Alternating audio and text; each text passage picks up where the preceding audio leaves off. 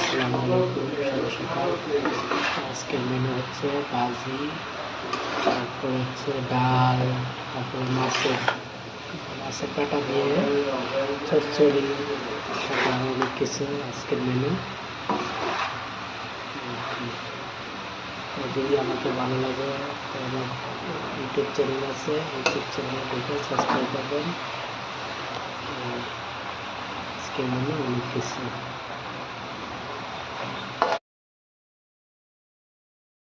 Hello বন্ধুগণ, how are you? এটা হচ্ছে মাছের পেটা দিয়ে তো চচ্চড়ি করি। মাছের পেটা হচ্ছে মাছের পেটা সেই সাথে আগে একদিন রান্না করে খেয়েছি, জাস্ট আজকে নিয়ে আসলাম, তারপর আজকে আবার রান্না করলাম সেম। তো দেশাই অনেক টেস্ট